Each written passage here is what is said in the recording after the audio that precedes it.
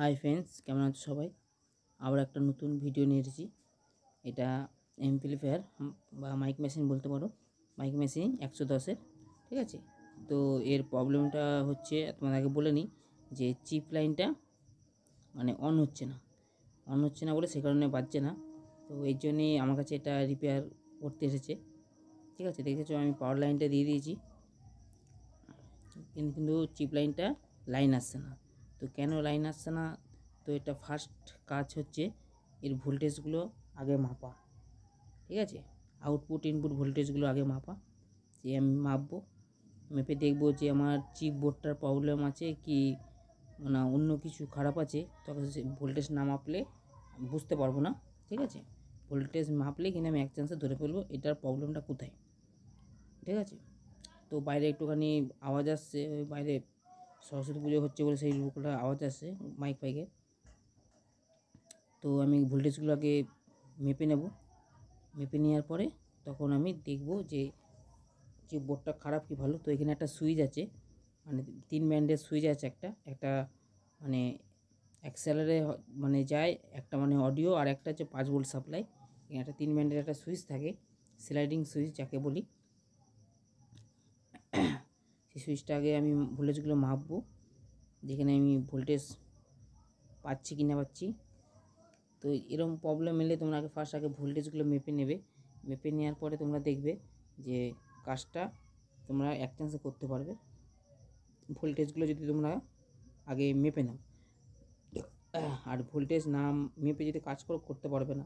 তো আমি ভোল্টেজগুলো দেখাচ্ছি, কোনো একটু অসুবিধা হচ্ছে ডেটটা, এবার দেখে নাও। তো দেখো এখানে আমার 17 ভোল্টের মতন ভোল্টেজ ইন হচ্ছে। রেগুলেটর আইসি দেখতে ছোটো একটা রেগুলেটর আইসি আছে,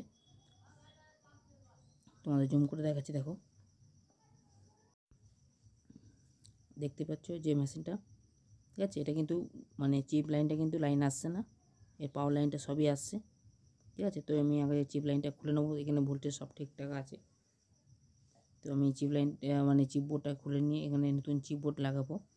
আর তোমাদের ভিডিওটা করার একটাই কারণ যে এই যে চিপ বোর্ডগুলো যে আমরা খারাপ হলে যে ফেলে দিই, কিন্তু এগুলো কিন্তু রিপেয়ার করা যায়। ঠিক আছে, আমি কিন্তু এগুলো ফেলি না, এগুলো রিপেয়ার করি।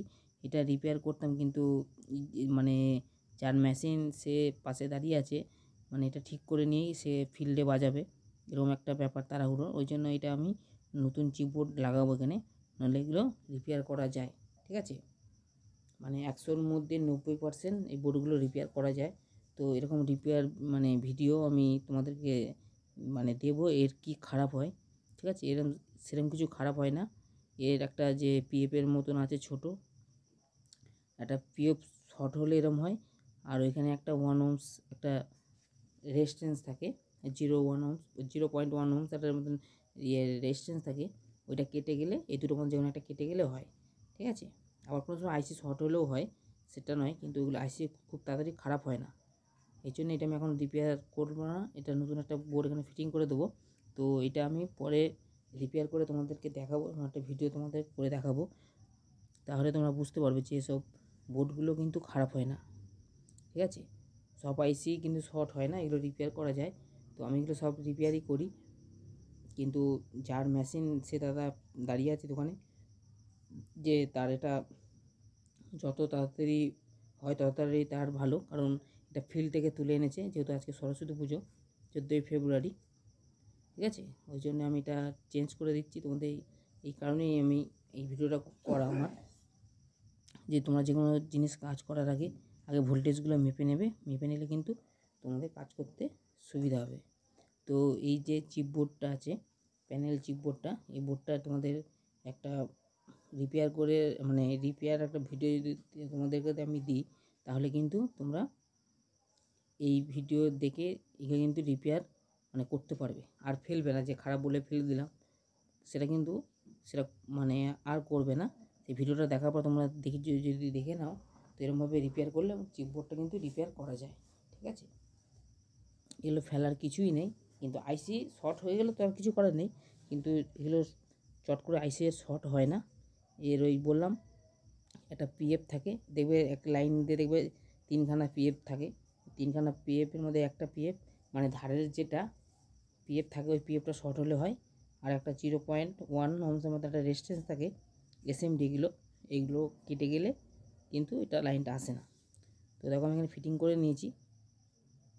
তো এখানে আমার প্যানেল লাইটের লাইট ফাইট সবই জ্বলছে, ঠিক আছে। তো আমি এখানে সাউন্ডটা আমি দিচ্ছি না, একটুখানি অসুবিধা আছে বলে সাউন্ডটা দিচ্ছি না।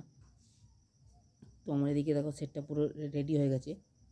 তো তোমাদের এরকম একটা ভিডিও আমি দেবো। তোমরা যারা নতুন কাজ শিখতে চাইছো তো আমার এই চ্যানেলটা ফলো করে রেখে দেবে বা সাবস্ক্রাইব করে রেখে দেবে, কারণ আমি যখন ভিডিও আপলোড করব তোমাদের কাছে নোটিফিকেশন চলে যাবে, তাহলে কিন্তু তোমরা কাজটা দেখতে পারবে এবং শিখতে পারবে, ঠিক আছে। তো দেখো আগে তোমাদের জুম করে দেখাচ্ছি। দেখো আমার প্যানেল বোর্ডটা কিন্তু ওকে, যেহেতু এটা নতুন বোর্ড লাগিয়েছি সেই জন্যে ওকে, ঠিক আছে। তোমাদের কিন্তু আমি আবারও বলছি, কথাটা শুনবে যে ওই চিপ বোর্ড তোমাদের রিপেয়ার কেমনভাবে করতে হয়, ঠিক আছে, কি খারাপ হয় কিংবা কি খারাপ মানে পাল্টালে সেটা রেডি হয়, মানে A to Z তোমাদেরকে আমি দেখিয়ে দেবো ভিডিও করে, তাহলে কিন্তু তোমরা বুঝতে পারবে এবং শিখতে পারবে। তাহলে তোমরা কিন্তু এই চিপ বোর্ডগুলো আর ফেলবে না যদি জানা থাকে, ঠিক আছে। কারণ হচ্ছে এইগুলো করতে অনেক টাইম লাগে, ঠিক আছে। এইগুলো কি তো আমরা তো এক চান্সে তো আমাদের তো করতে পারিনি, একটু সময় লেগেছে, ঠিক আছে। এর পিছনে আমাকে সময় দিতে হয়েছে অনেক, তারপরে আমি এই কাজগুলো সব শিখেছি। তো আমিও চাই যে তোমরাও শেখো আমার ভিডিও দেখে, এই কারণেই এই ভিডিওটা করা। তো এই মেশিনে সেরকম কিছু প্রবলেম ছিল না, প্রবলেম হচ্ছে এই চিপ বোর্ডটারই, ঠিক আছে। যারা জানে না তাদের কাছে বিশাল কিছু, আর যারা জানে তাদের কাছে 1 সেকেন্ডের কাজ, ঠিক আছে। ভোল্টেজ মেপে মেপে কাজ করলেই হবে, এই হচ্ছে ব্যাপার, আর কিছুই না। তো আমার সেটটা পুরো কমপ্লিট হয়ে গেছে, ঠিক আছে। আর একটা কথা যে তোমাদের বলেছিলাম যে চিপ বোর্ডে কী খারাপ হয় সেটা তোমাদের দেখিয়েও দিচ্ছি, ঠিক আছে। তো নেক্সট ভিডিওতে ভিডিও করে দেখাবো, তো বলে দিচ্ছি একবার তোমরা দেখে নাও। এই যে দেখতে পাচ্ছ যে যে চিপ সকেটে গেছে, ঠিক আছে। দেখো এই ধারে দেখো একটা রেজিস্ট্যান্স আছে, রেজিস্ট্যান্স দেখো জিরো জিরো দিয়ে একটা রেজিস্ট্যান্স আছে, ওই রেজিস্ট্যান্স কেটে গেলে হয়।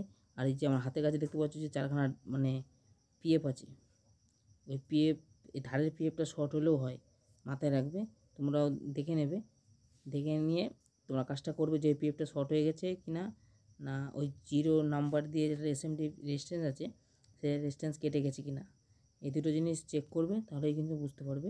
যে বেশিরভাগ এই দুটো জিনিসই খারাপ হয়, যে 0 যে রেজিস্ট্যান্স আছে রেজিস্ট্যান্স কেটে গেলে, হ্যাঁ, এটা হয়।